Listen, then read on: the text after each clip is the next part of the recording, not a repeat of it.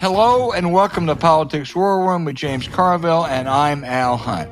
Our guest is the Silicon Valley Congressman, Democrat Ro Khanna. Now remember, we love taking your questions, so write into politicswarroom@gmail.com or send a tweet to @Politicon for next week's show. We'll get to as many as we can, but don't forget to tell us where you're from.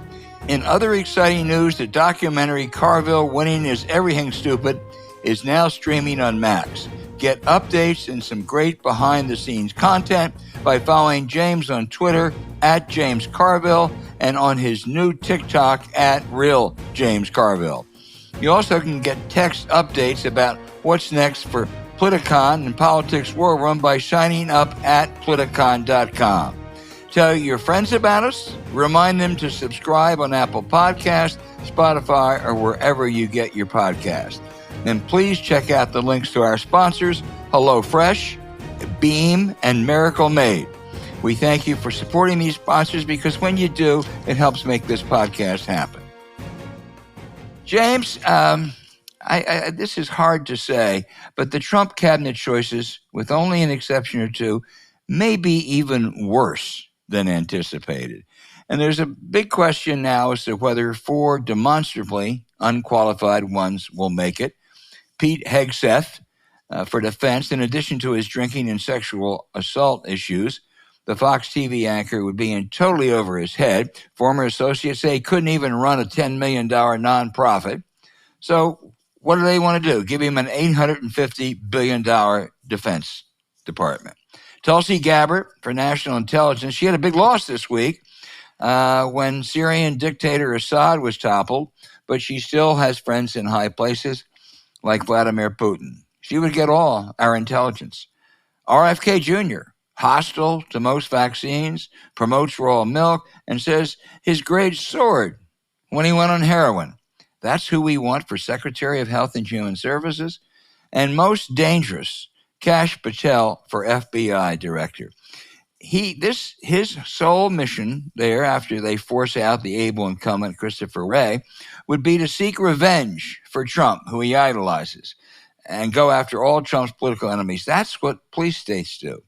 James, I think there's a close to 50-50 shot that all four make it, and I would give much better than 50-50 odds that at least three make it. We're in trouble. Well, okay, I don't know where to start, so I'll start with the FBI.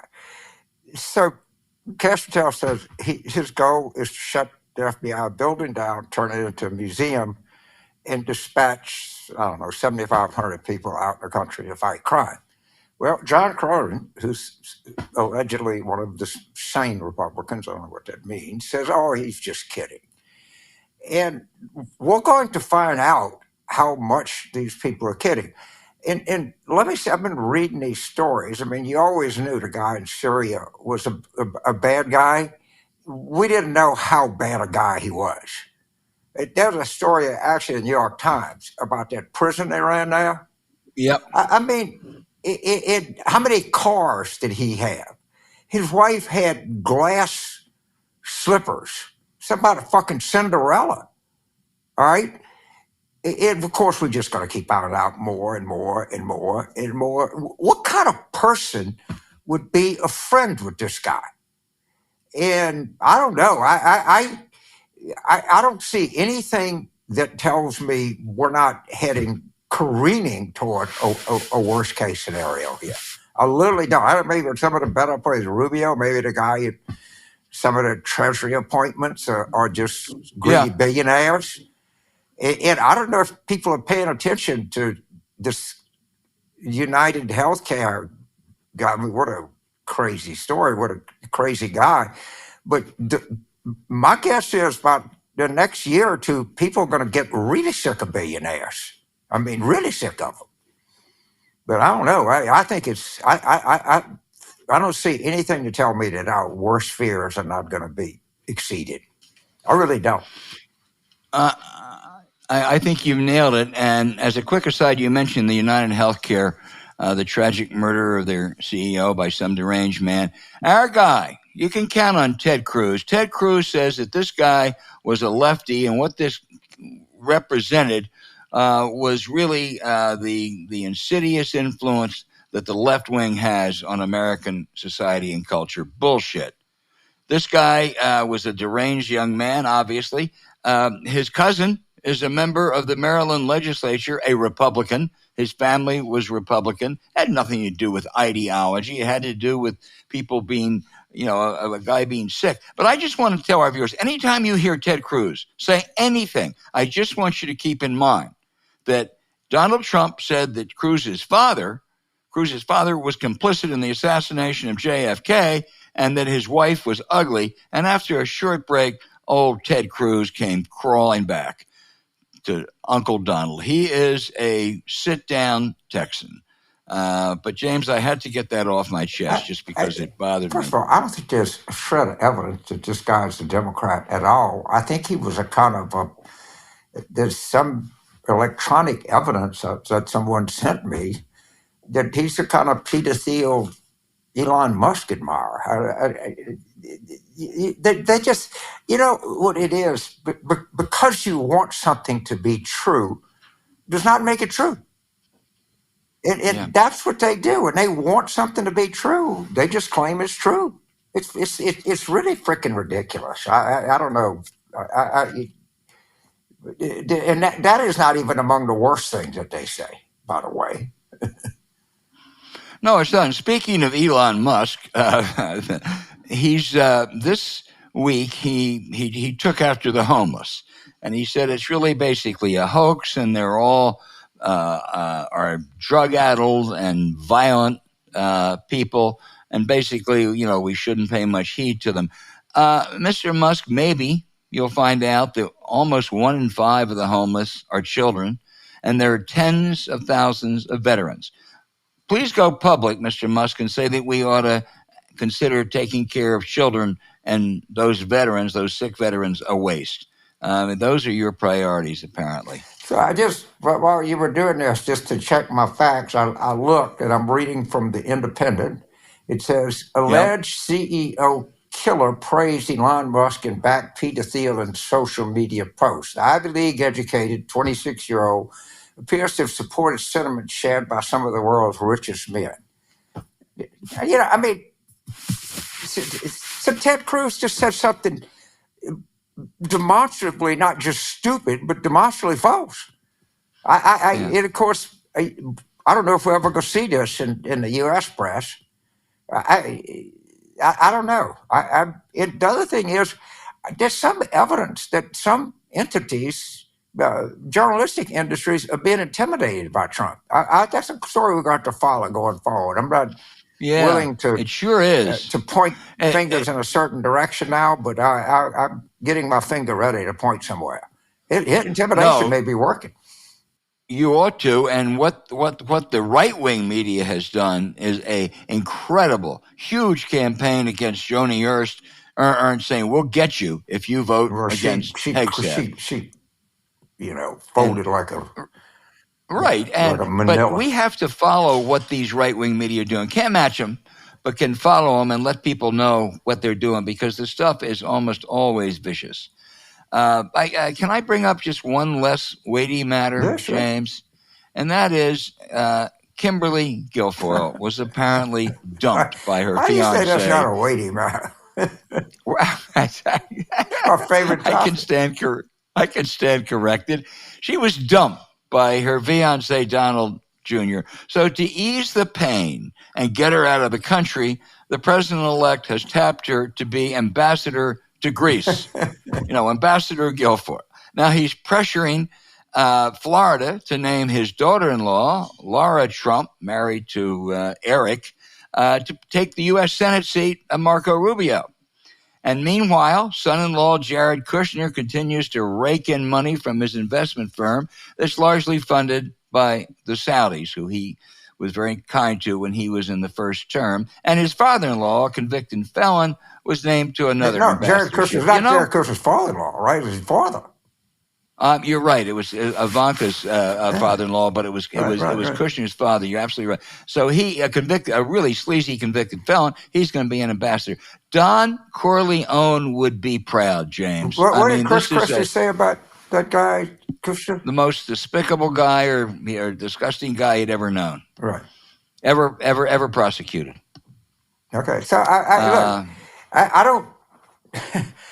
Again, there's nothing that I see that doesn't tell me that we're faced with the worst case scenario. That's what I would say. I don't think any sane people would see anything else. And James, we don't know about sub-cabinet and third and fourth level appointments. And I will virtually guarantee you that we're going to find out that there's been a fairly decent recruitment of white nationalists, maybe even neo-Nazis.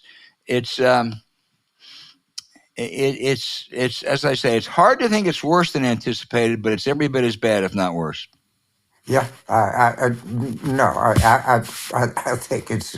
I think the best case scenario is as bad as we thought. That's the best. I think it's really bad. No, exactly.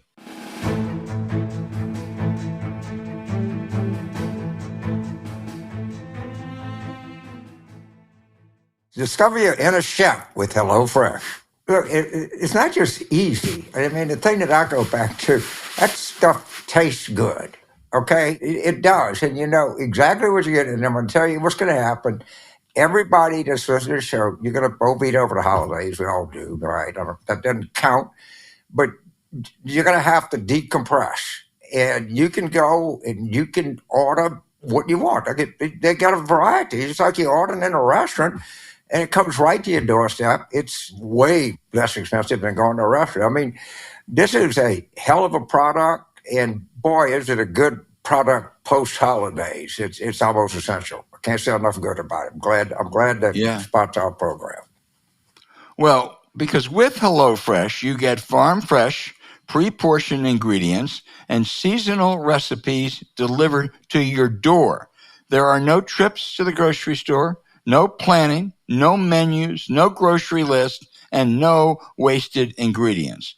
So count on HelloFresh to make home cooking easy, fun, and affordable. That's why it's America's #1 meal kit. There's always something for everyone to enjoy on HelloFresh's weekly menu. They have 50 chef-crafted recipes to choose from. 50 every week, with customizable options to make your meals just the way you like them. You'll be able to satisfy all your cravings and please even the most difficult holiday guests. And they can be difficult sometimes. Plus, every HelloFresh recipe includes high-quality, sustainably sourced ingredients, like produce that comes fresh from the farm. So you know you're getting the good stuff. It's a great way to break a takeout addiction and level up your cooking skills. James, you always feel great preparing food for your family after switching to HelloFresh. And it's a great excuse to get everyone together. So one of the best things about HelloFresh is that it works with your schedule.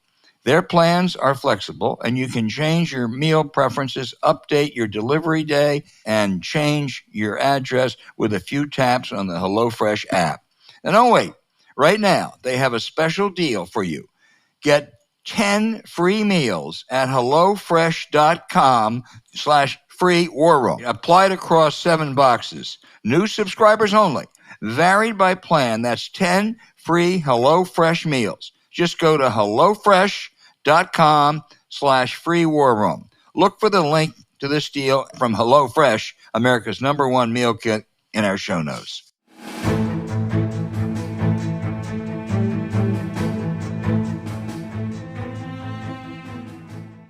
Hey, James, our guest is a very influential member of the House of Representatives, Democrat Ro Khanna from California. Congressman, thanks for joining us. I saw the other day that you expressed some optimism about the Elon Musk, Vivek Ramaswamy, whatever it's supposed to be, to cut $2 trillion out of the federal government and make it more efficient. There have been lots of efforts like this in the past, and the only one that really worked, and on a much smaller basis, was Al Gore back in 1993 and 94. Why do you think this one's going to work? Well, let me start with 2 broader points. Okay. One, the Democratic Party should be for cutting wasteful spending. That goes back to FDR. Obviously, Al Gore was for cutting wasteful spending.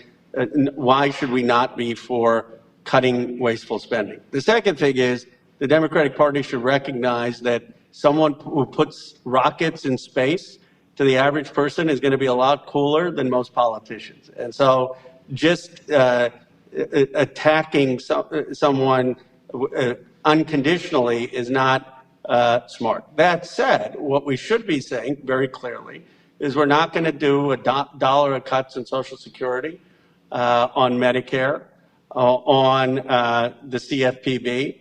But when it comes to defense contracting, I mean, you've got a consolidation of 5 primes. They're ripping off the American public.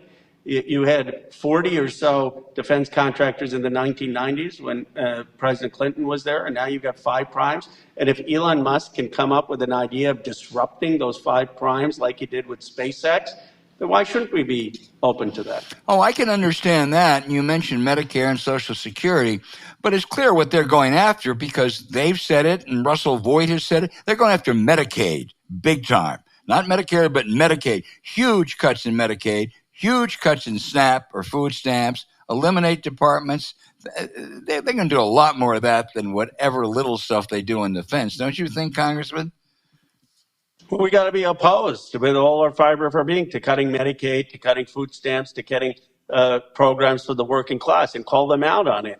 But I think what we need to say is there is a lot of waste in government, not only at the Department of Defense. The IT systems are broken. The idea that the average person looks at the bureaucracy and says, okay, you can't have some reorganization that are going to make things more effective. Why shouldn't we at least be open to that without a dime of cuts on things that are going to help middle class and working people? Well, no, you're absolutely right. There is a lot of waste in defense, but every time you try to close a base, the congressman seems to think that's not a good use of cutting waste.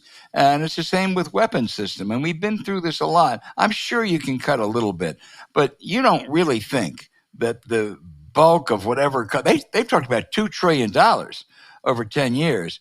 Don't you agree that from their purpose, not point of view, not yours, that they're going to mainly aim at programs that help and would, if cut, hurt the working poor?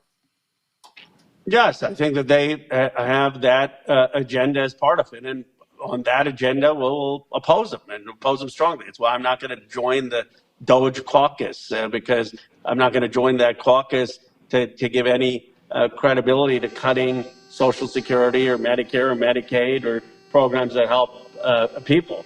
But I think that the Democrats should be open to conversation about how do we make government more competitive. Look, 70% of Americans believe that we need radical economic transformation, but only 20% of people trust government to do that. We have got to figure out how do we restore people's trust in government. Part of it is getting the big money out of politics, and you don't need billionaires in government in terms of buying their seats, and we can talk about that. But part of it is saying we're open to having more effective government. Well, that's a very good point, but Elon Musk and Ramaswamy seem to surround themselves with nothing but billionaires. And I guess I would ask, do you want to have an all-billionaire cast in charge of this? But James may have a more insightful question. Well, I don't have an insightful question, but if somebody comes up to you, Congressman, and said, look, they want to get rid of the Department of Education, why should I give a shit? We had 200 years of education in this country before we even had a Department of Education. Isn't that some kind of a money pit in Washington? Can't we be more efficient? Can't we slough some of this off to other agencies? What's your opinion on that? Well, I'd say, do you have a kid who may have special needs or disabled or know anyone who does? Because you get rid of the Department of Education, you're going to hurt any education for kids who have autism or special needs. I'd say, do you have districts in your area that get funding from Title I, basically middle-class, low-income districts? Even some middle-class districts get Title I funding because those teachers aren't going to get the funding they need. You're not going to get the classrooms that you need, the teacher-student ratios you need. Or did you, like me, take out loans to get higher education? Because if you get rid of the Department of Education, your kids aren't going to be able to get loans for whether they want to go to trade school or whether they want to go to college. So, Congressman, you said something that I'm actually, in a sense, I agree with you. The money in politics, the big money in politics. By my calculations, the Democrats burned through $3 billion. All right. The Harris campaign itself is going to clock in at $1.5 billion or better. Future Forward is going to clock in at $1 billion. I know other allied things are easy, 500 million. I mean, 3 billion is a floor number. That's our party. That's just us. So, I mean, we always say we got to do something about big money in politics. Okay, we got to do something about big money in politics. Is there anything plausible that we can do about big money in politics other than give a speech? Yeah, look at what Maine did. Maine passed by 70% regulations on millionaires and billionaires giving money to super PACs. You know, you could give, if you're Alex Soros or Bill Gates, you can give me $3,300 in election cycle, but you can't give me 50 million, but they can give 50 million to a super PAC. So what Maine said is you can't give more money to super PACs than you're giving to individual candidates. It passed with 70% of the vote. Democratic Party should be running that ballot initiative in every state to say, are you for regulating money to super PACs? And by the way, let it go up to the Supreme Court, because the Supreme Court has said money is speech, but they haven't said you can't have contribution limits. That's something very concrete that we could get behind. Arizona did it too. Right, Arizona did a disclosure, and it passed by 73%. Right. So I don't want to look back too much. I want to look back a little bit on the Harris campaign. And this is one of the things that I think that I agree with Senator Sanders on. And I probably, why didn't we run more on the minimum wage and raising taxes on incomes above $400,000 a year? Why wasn't that central to our message? I had a meeting with Sanders, and I said, Carville's out there saying nice things about you. Yes. Because I heard your clip, but it's something that every Democrat could get behind, whether you're Bernie, whether you're Warren, whether you're Michael Bennet, whether you're Joe Manchin. And right. It polls at 78%. So, because people say, okay, Khanna, you got an unpopular position on certain things, and I do on a few things, but on minimum wage increasing, I mean, come on. Right. America needs a raise. So we disattach from young males, particularly young males of color, whatever a phrase I hate, but I'll use it because it's become common language. And we said, look, people need a raise. Oh, let's raise incomes on over $400,000 a year and take that money and put it in a first-time home buyer's mortgage relief fund, where people say, these guys are trying to help me. I just said, you tell Senator Sanders and all of the people in the progressive caucus or whatever y'all, I'll tell you, I'm going to give you the reason we didn't. We had too many goddamn lobbyists in the campaign. The Democrats should say no campaign can have anybody that is a lobbyist for somebody else giving strategic advice. That is my one thing I take away from this campaign. I appreciate it. Someone mentioned it. You probably know more since you ran Clinton's campaign. That they said that if Mark Cuban had said the same things he did about Lena Khan, he said the next day Clinton would have come up and given a speech. And he said, Mark Cuban's a friend of mine. Mark Cuban's a great, brilliant entrepreneur. I'm going to need some of Mark Cuban's money in this campaign. But let me tell you, no billionaire is ever going to come between me and the American people or tell me what to do. And I just don't think we had that kind of clear sense that we were going to stand with people in the campaign. And you tell me if Clinton would have said that or something else. But the point, one of the other points, which is, I'm going to Milwaukee, Wisconsin. There's a guy there, Chancey. He was on the New York Times podcast. 43-year-old, happens to be African-American. He worked in Master Lock. In 2012, Obama goes to Milwaukee and he shakes Obama's hand and Obama says manufacturing is back. In 2022, Master Lock leaves. His 300 jobs are eliminated. The guy's now making not $30, but $20, and he's paying child support in addition to doing this. He's driving a truck to deliver pills instead. Can't get a manufacturing job, and he chooses not to vote. Now, his podcast was national news, and no one reached out to him. My question is this: if you're Chancey and you see the Democratic convention, or you're a steel worker, or you're an auto worker, and you see all this dancing around, all these concerts, all of the hoopla, do you really think the Democratic Party gives two craps about you or is going to fight for you? I don't think so. And I think it was a horribly run convention, where we needed to actually have people like Chancey there and people who are going to feel, so people feel seen and heard than not. Yeah, I just, defense of Mark Cuban, okay, if we would have come out for increasing minimum wage and raising tax over $400,000, he would have still been against Trump. I will defend him to the nth degree. Oh, I agree with that. Okay? I like Mark. Yeah, all I'm saying is we could have done that, which is, it's 78% popular. All right, if we some of the difficult things we talk about are some of the things that people may disagree on or have a different view. All right, that's some, but the low-hanging fruit is hitting us in the mouth, and we won't chew on it. That's what drives me nuts. You know, and AMLO, AMLO in Mexico did it, right? They went from $4.65 a day under AMLO to $14 a day. Obviously, and you know what they didn't do? It didn't cost them jobs. There's 1,000 surveys about when they raise it, and it doesn't cost. The job loss is almost, you can't even measure it. And you know what? And you go to these places, I'm just on this high horse, and they say, well, only X number of people make the minimum wage. Yeah, there's X million people that make $4 or $5 above it. So if they'll pay you $12 an hour because they're getting a premium over that. Well, if you move it to $12, they're going to pay you $16 or $17 an hour. Totally agree. Shit, that's a lot of money for people. Totally agree. One of the other ideas, Ed, I don't know what you think. You go tell the Progressive Caucus I'm 1,000,000% behind them on this. Well, I think the economic stuff you probably agree with a lot of the. I do. A lot of it I agree with. I totally do.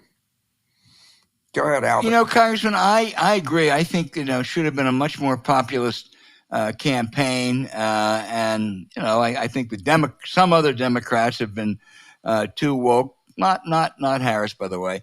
But I think the biggest problem of all was Joe Biden. If Joe Biden had not run in 2024, if he had stepped aside in 2023, as people thought he was going to 4 years ago, I think it might have been a different outcome. Tell me if you think that makes any sense. Well, look, you guys were saying this. I defended Biden. You had said he shouldn't run, not going to run. Hard to argue that what ended up happening was the best case. I mean, so obviously, if he wasn't going to run, it would have been better if we had 2 years. Partly American people keep saying, oh, in England they have 6 weeks elections, but we're not England. Like in our country, we want to kick the tires and really have someone earn it. And I think it gave Trump an advantage that for the American people saw for 2 years. He's fighting all these lawsuits, fighting all this stuff, struggling to survive. People like they like a fighter. So I think that did hurt the party that we didn't have that window. But had we not run an economically populist campaign, it probably wouldn't have mattered even if we had a year and a half. I mean, I think we needed whether it was on raising taxes for the wealthy, whether it was on increasing the minimum wage, paid family leave. I mean, there was a lot of stuff that is broad consensus in the Democratic Party that would have made a difference. One of the other ideas I had is, Mary Barr, they always say, well, the reason she makes $30-40 million is because of company performance. Well, why can't we give some stock to every worker in a company, have an incentive for that? They used to do that. At Sears Roebuck, you could retire with today is equivalent of $1 million if you were a sales rep. Then you had all these corporate raiders. They hollowed out these companies. They said you can't give any stock to employees. So what if the Democratic Party was saying, well, you're going to be part of building wealth if you're a worker? By the way, just up and Al can attest to this. That was the Russell Long. ESOP. He was very big. Years ago. Maybe we need to go back to ESOPs, employee stock option plan. All right. Hell, give everybody. This market is going like batshit crazy up. James, we're old timers. We remember that. Congressman Khanna was in grade school when Russell Long was in. He was big for those ESOPs. But he loved those ESOPs. Congressman, let me ask you this. I think you were, maybe still, are you still on the Oversight Committee? I am. AOC is running for ranking member. Are you for her? I am. Me too. Yeah, me too. I think. I'll tell you why. I'll tell you why you should be for her, regardless of whether you share all her politics. She's an effective communicator when it comes to taking the fight to Trump and holding Trump accountable. And to me, that's the oversight job. I mean, look at all the people Trump's appointing, right? If there's a through line, it's that they're out there communicating on X, on TikTok, on cable news. They're out there very aggressive communicators. And, I think we need people on our side who are going to help drive the message. I totally agree. I think she would be great now. I'm not sure I'd favor her for Ways and Means chair, but I sure as heck favor her for this. She would run circles around James Comey. I agree. She's smart and she got good staff work. Yeah.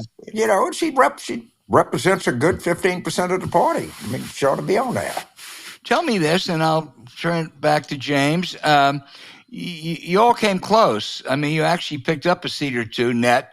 They only have, a 220 to 215 margin. In the beginning, it's less than that. What posture do you expect Mike Johnson to be at all accommodating, or would Trump not let him? And what posture do you expect Hakeem Jeffries and you Democrats to take? Well, I came into Congress with Mike Johnson. He's a nice person as a person, but to the extent he was reasonable, it was on Ukraine, of funding Ukraine, and he showed courage there. But now with Trump there, I don't think we can expect anything other than he's going to do Trump's agenda. Right. And Hakeem Jeffries, in my view, has done a terrific job. I mean, you can't blame him for the fact that we only picked up one seat. I mean, we were underperforming on the top of the ticket by 10 points in some of these states. So I am confident he's going to have a plan and we will have a plan to take back the House in 2026. But it's going to be hard fought. It's not going to be one of these 2018 or, 2006 where you pick up 30, 40 seats. I mean, the country is too divided for that. We've got to really target the districts and unify behind Hakeem. And he's going to be strong in opposing these cuts. I mean, my view of it should be pretty simple. We've got the record inequality in this country right now. Wealth's piling up in my district. A lot of people have been left out. And every policy Trump's going to have is going to be betraying the working and middle class that he fought for, and we should highlight that. James? Whatever, one of the things that's said about me that I don't get mad about it, but it's sadly untrue. I am not a moderate Democrat. I am a liberal Democrat. Okay, I agree with that. Somebody may think I am, but I always view myself as I'm a pretty liberal guy, but I'm not silly on language. Okay, I think that was a fight. James, when you were on TV talking about not being for Medicare for all, which we could discuss some other time. I was not for Medicare for all. You ran Harris Wofford's campaign, where Wofford ran on Medicare for all, and you won in Pennsylvania. It wasn't exactly. We ran on expanding health care. I wasn't for Medicare for all because A, it would be destroyed politically. B, there's millions of people, particularly in unions, that have first-class medical plans. I agree with exemption. If we were starting all over, I would be for it. But my point is, I think there are three wings of the Democratic Party. There's kind of, in my view, loosely, there's the status quo wing. Let's just tinker around. There's the economic populist wing, and then there's the left on a lot of other stuff wing. And I think the economic populist wing is how we win back the country. I agree. And just to be clear, if I was starting all over, I would have Medicare for all. But you don't get to start all over. But that's not a discussion I want to have with you. How Democrats, are we going to do something to improve our whole communications effort? Are we talking about that in the caucus? How Hakeem and the caucus and different people that we can strategically put people out on TV, doing op-ed pieces, communicating. Is there some kind of consensus that we need a communication strategy among House members and people get behind that? Yeah, I mean, we haven't come up with one yet, but there's a clear sense that we haven't done a good enough job. We're not on, every House member should be calling you to try to get on your podcast. We should be getting on hundreds of podcasts.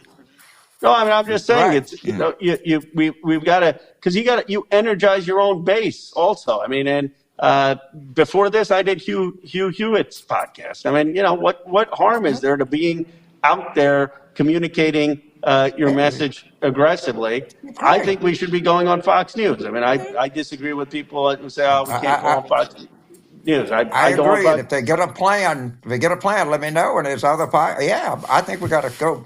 Okay, well, I can't thank you so much, Ro. We love having you on the show. We have some minor disagreements, but that's okay. A lot more agreements than disagreements, though. And you're well. Look, Jay, here's where I think that what you did, and I know Al, that you ran one of the most popular in '92. Clinton ran as the populist, and I think people forget that. They remember all the other stuff. You ran wanting to tax millionaires more. You ran on expanding health care. You said, now I was much more in the Robert Reich wing than the Rubin wing. But the point is, Democrats win when we talk about health care, when we talk about the economy, when we talk about economic populism. Our plan was putting people first. What a radical idea. Yeah. Well, I'll tell you something, Ro Khanna, we hope you come back again often because you are a terrific guest, and I think will be a very important figure in American politics this year. You are. Next year. And will continue to be and be even more important is my prediction. Well, I appreciate it. Flattery will get you everywhere. I read I read Carville and Bagala's book. You can never overflatter a politician. And just one sentence. Else. One sentence on it. I once had, and I don't think you'll mind me telling this. I once had John Kerry on a call, and I said, "Mr. Kerry, you should have won the Nobel Prize for Iran. What you did on Iran." And he went in 10 minutes about how he should have won the Nobel Prize. And I said to my staff, "See, you can never overflatter a politician." So I got that lesson from you, James. Yeah, I'll give you one more rule before you leave. You can never say anything too nice about people's children. You can say something too nice about their wife. You can even say something too nice about their mother, okay? But you can never, ever say anything too nice about somebody. They had some little buck tooth, 5-year-old goes, "Oh, my God, that's the prettiest child I've ever seen in my life." That's just smart. Look how smart she is. Oh, my Jesus, she can do pie. Anyway, okay. Thank you, man. Love it.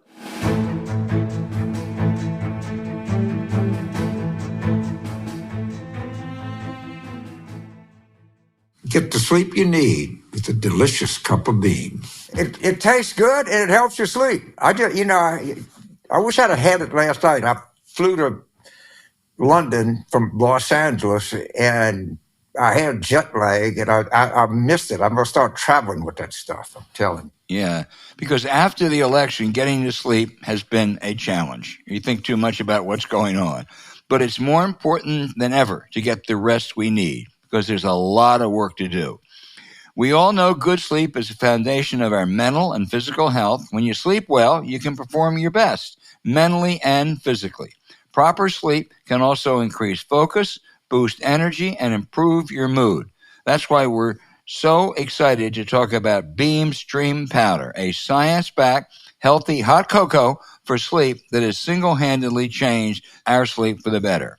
This bedtime essential is delicious, a little bit decadent and guilt-free. Thanks to only 15 calories and 0 grams of sugar per serving, you'll love flavors like sea salt caramel, brownie batter, vanilla chai, and the Dream Powder original flavor cinnamon cocoa. That's really a great one. It's the perfect complement to the holidays. But for a limited time, they have white chocolate, peppermint, and gingerbread too. You can say with confidence, better sleep has never tasted better. So Dream is tested for high quality efficacy and formulated to ease your body into rest, supporting all 4 stages of the sleep cycle. To help you fall asleep faster and stay asleep longer, other sleep aids can cause next day grogginess. But Dream contains a powerful all-natural blend of magnesium, reishi theanine, apigenin, and melatonin to help you fall asleep, stay asleep, and wake up refreshed. Beam Dream is easy to add to your nighttime routine. Just mix Dream into hot water or milk froth and enjoy before bed. And now for the best part. If you want to try Beam's best-selling Dream Powder, get up to 40% off for a limited time when you go to shopbeam.com/warroom and use the code warroom at checkout. That's shopbeam.com/warroom and use the code warroom for up to 40% off. You can find the link in our show notes.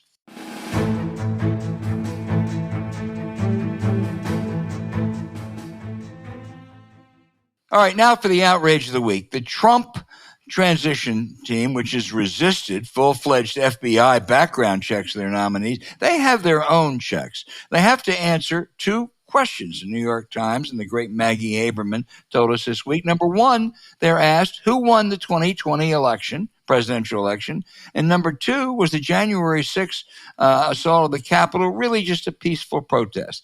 We know that if you don't answer those questions correctly, you know what? You ain't going to get a job. So therefore, both are outright lies. Biden won the 2020 election, and January 6th, we saw it was a violent assault on the Capitol, attempted coup. So that means that all those people who are going to get jobs and answer those questions the way the transition team wanted them to, they are either liars or they are fools. That really gives you a lot of confidence in what's going on. You know, I had a bunch of things I wanted to do as an outrage, but I think this is good enough that it should stand alone. And because I think the point that you make, there's other points I could make, but I think this is the most valid point we can make. Right. So, good luck.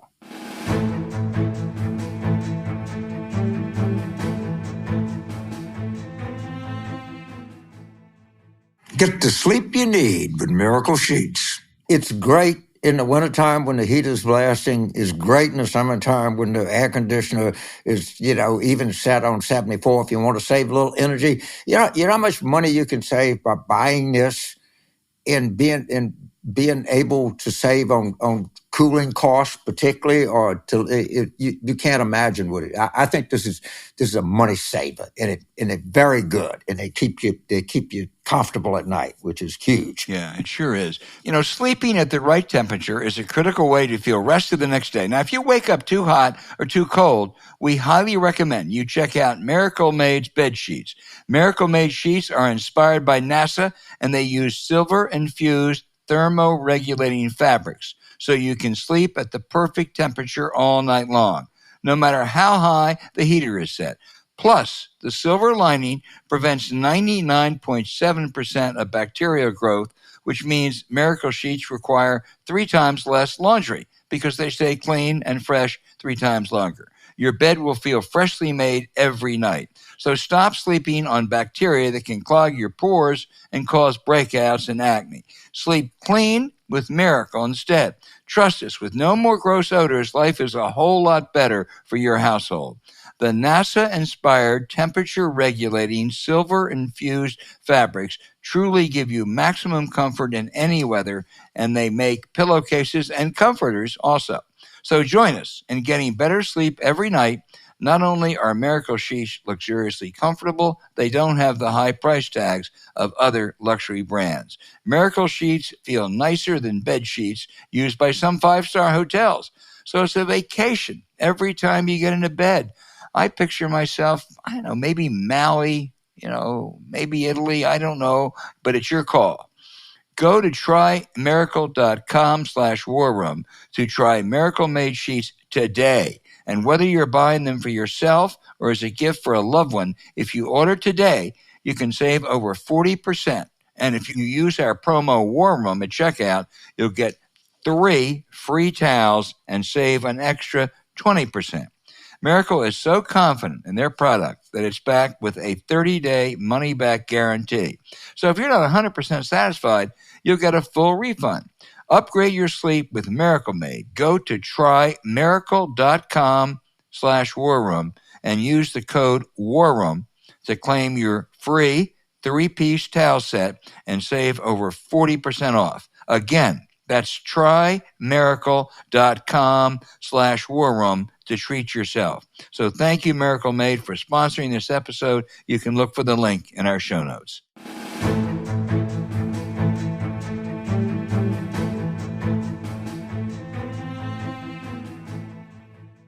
All right, now for our listener questions. James, we got two. This is right down your alley. Nick in Billings, Montana says, with John Fleming challenging Bill Cassidy in an open primary in Louisiana, could Democrats line up behind a great candidate like Mitch Landrieu to put that Senate seat in play in 2026? But John in Alexandria says, how did Louisiana turn so red?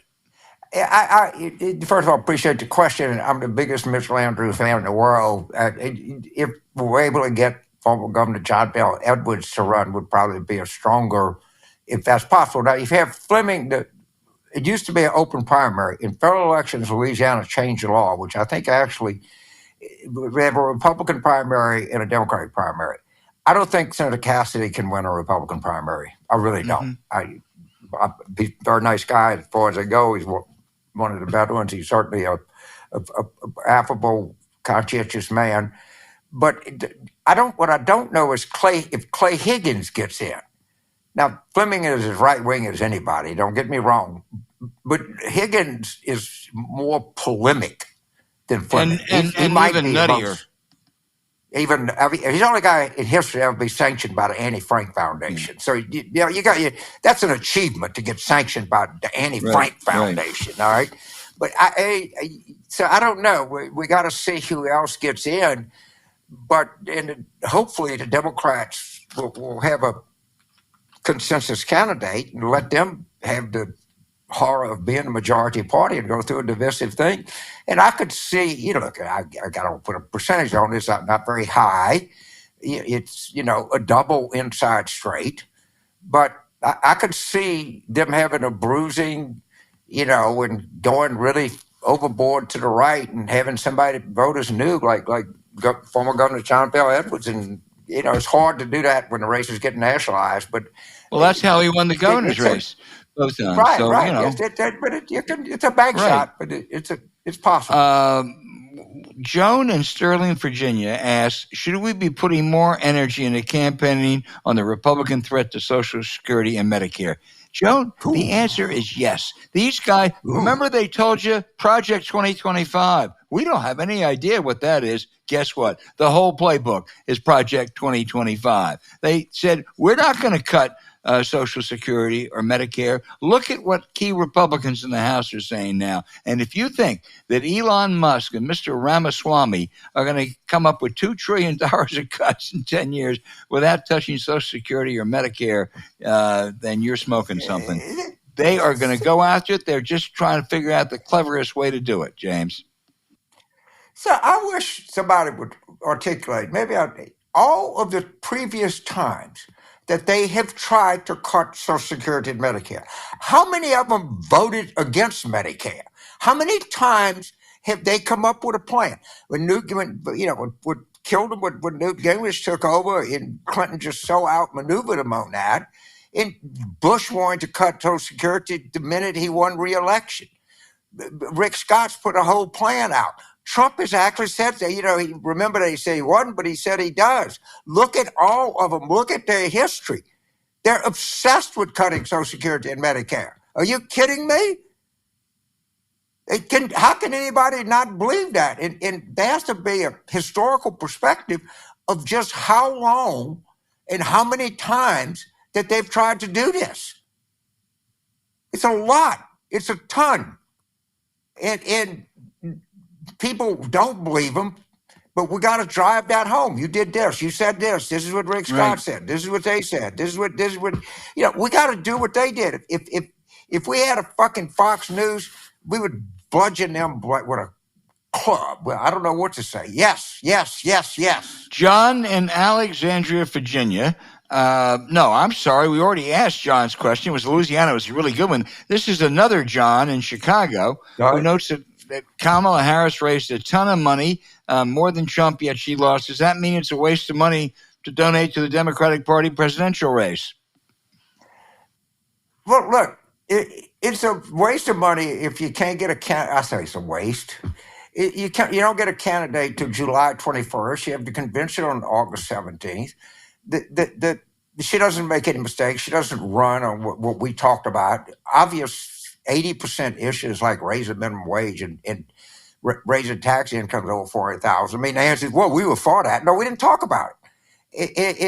To be, really focused on these kind of things. So I don't want to say it's a waste of money because, look, a lot of people donate to Senate campaigns, and we held seats in Michigan that we won, Wisconsin, Nevada, Arizona. We had 4 Senate races that we won that we didn't carry presidentially. So I'm not willing to say that's a waste of money, but certainly the without a reason, it's not going to work. Not GLTV. What we did learn is the most important thing you can have in politics is a reason.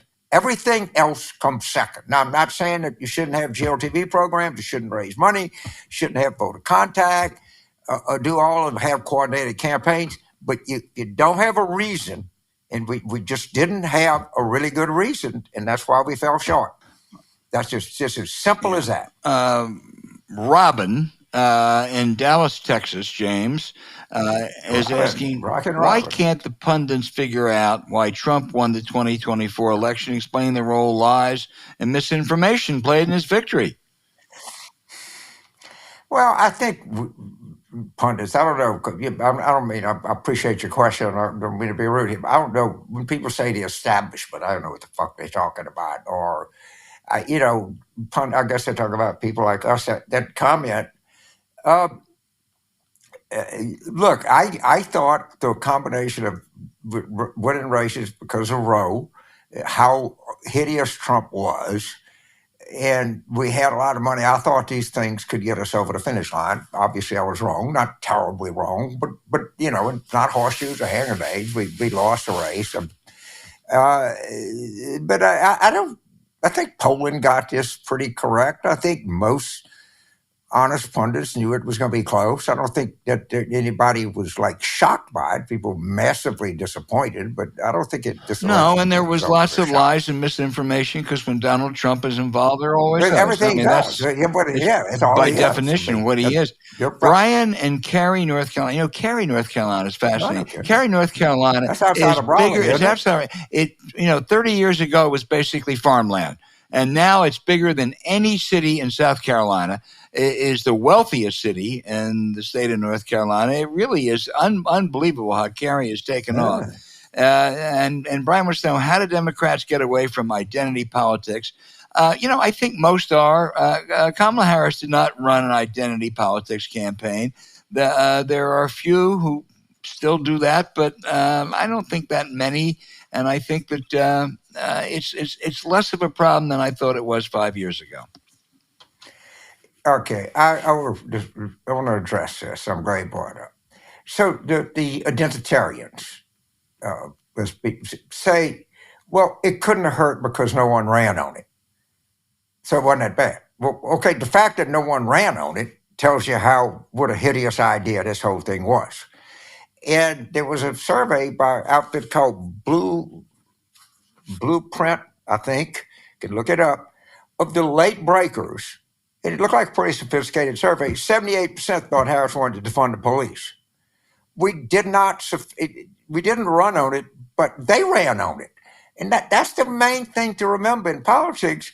If you write a newspaper column or you do a TV show, and there's no one playing against you. In politics, if you do something stupid like that, they kept running on it. They were running Harris being for transgender surgery and defund the police and letting open borders like crazy. It was a giant mistake. We got smart to stop running on it, and I think by 2026 or certainly 2028, it will wash that stench off. But that stench is still hanging around. Yeah, I Don't kid agree. yourself. But there was that the Harvard IOP conference of campaign managers. I wasn't there, but I think it was Dan Balls who told me that the Trump people said the thing that really, the ad they ran that really cut, though, was the one that she's going to follow Biden's economic plan, that she's linked to Biden. Well, that cuts above everything else. That dominated.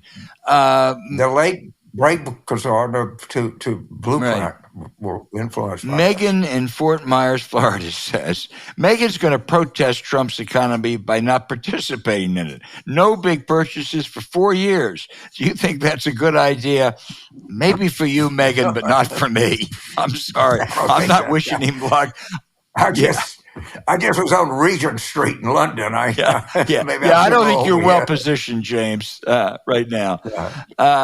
I'm seeing if we have one more here. This is Jeff in St. Pete. Why have Democrats failed to get the politics of immigration wrong for so long?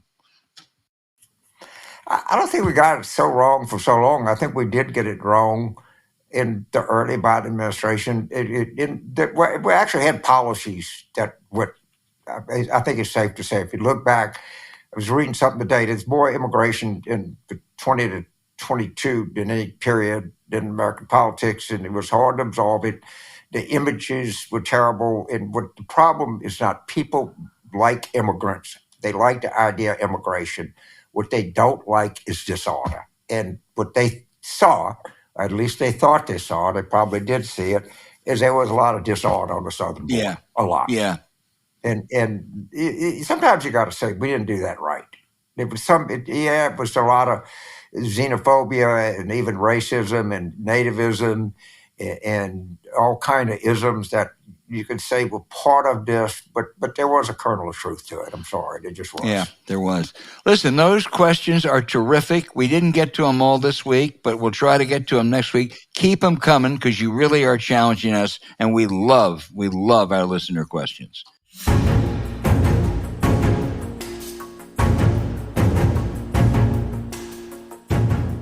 Hey, thanks for listening to Politics War Room with James Carville, and I'm Al Hunt. As always, send your questions for us by email to politicswarroom@gmail.com or tweet them for next week's show at Politicon. Following this episode, we'd really appreciate it if you'd check out the links to our sponsors, HelloFresh, Beam, and Miracle Made in our episode show notes. We thank you for supporting them because when you do, you help make this podcast happen. Now, to keep up with us, subscribe to Politics War Room on Apple Podcasts, Spotify, or wherever you listen. And check out our Substack at politicswarroom.com. James and I are constantly adding new content, so go take a look. You also can find other shows you might enjoy on the Politicon YouTube channel or when you search Politicon on your favorite podcast sites. And remember, please rate the show with a 5-star review. We'll be back next week with another show as we continue our War Room planning.